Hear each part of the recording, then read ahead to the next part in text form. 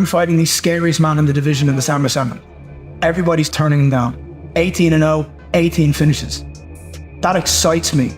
That doesn't scare me, that excites me. Everyone in the world thinks the guy's the boogeyman in the division. I'm gonna go out there on December 7th and shock everyone else's world, because in my world, I'm going to beat him.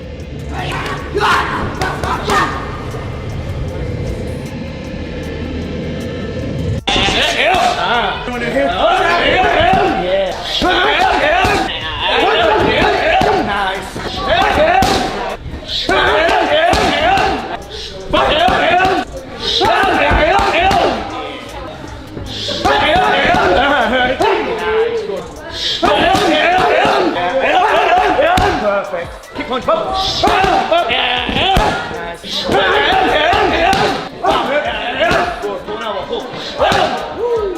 When you think about the opportunity that you have, being a main event, this isn't the first time you've been a main event, but this is becoming the norm.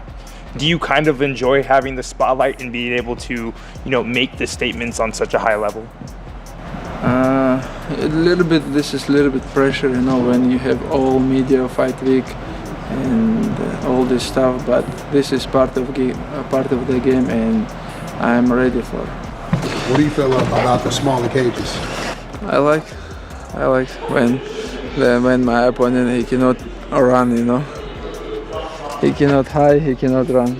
This 9-fight win streak, hopefully going to soon be 10. Do you think that gives you motivation going into the fight, knowing that what could come after?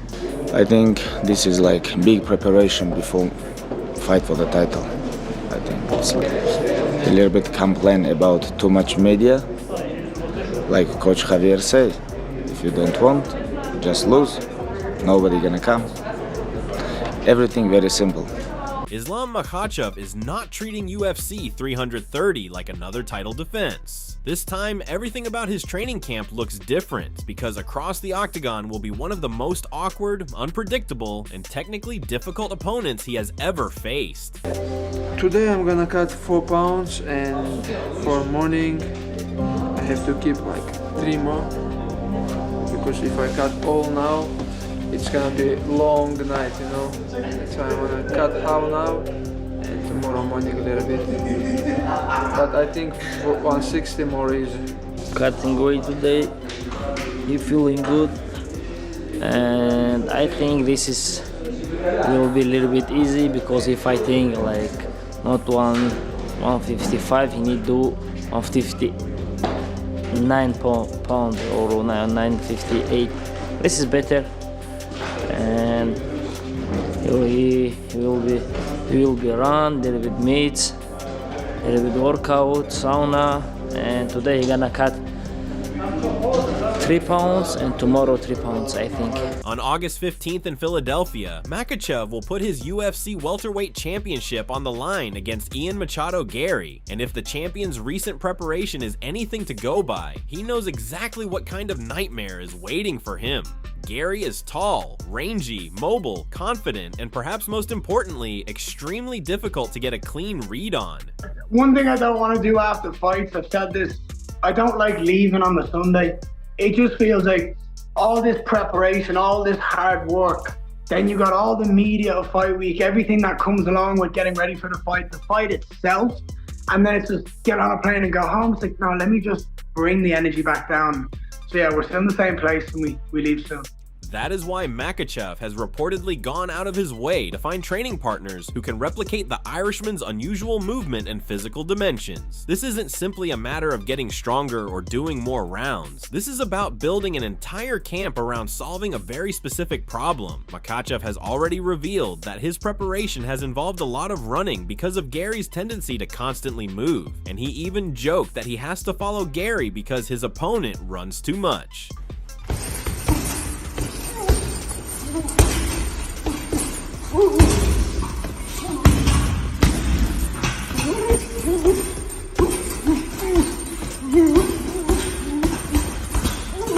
But behind behind that joke is a serious tactical reality. Makhachev cannot afford to chase Garry recklessly. If he follows him around the cage without cutting off the exits, he could spend 5 rounds reaching for a target that never stays where he wants it. And that is exactly what makes this matchup so fascinating. Islam's greatest weapon has traditionally been his ability to force opponents into his world. He pressures them, closes distance, gets them against the fence, changes levels, attacks the legs, connects takedowns together, and eventually makes them carry his weight until their resistance disappears. But Garry's entire style is built around denying opponents the kind of clean engagement they need to establish control. He wants distance, he wants space, he wants opponents reaching, he wants them frustrated, and he wants to punish every mistake they make while trying to close that distance. So Makhachev's training camp has become a war against movement itself. Every sprint, every wrestling exchange, every cage drill, and every sparring round has one purpose: make sure that when Garry starts moving, Islam does not panic. He does not overextend. He does not chase. He cuts the cage, waits for the opening, and then explodes. That is where the reported addition of a Garry clone to his camp becomes so interesting. Makhachev has been looking for fighters who can reproduce the kind of range and movement Garry brings into the octagon, because normal preparation may not be enough for an opponent this unusual. And when you understand how Makhachev normally fights, you realize why this preparation matters so much. His wrestling works best when he can create predictable reactions. He attacks one side, forces a defensive response, changes direction, and continues the sequence until the opponent eventually runs out of answers. But against a long striker like Garry, the first problem is simply getting into position. Garry can attack from range, retreat, circle, switch rhythm, and make the opponent feel as though he is constantly one step away. That means Islam cannot simply rely on one spectacular takedown. He may need to build the takedown over an entire sequence. Jab, feint, pressure,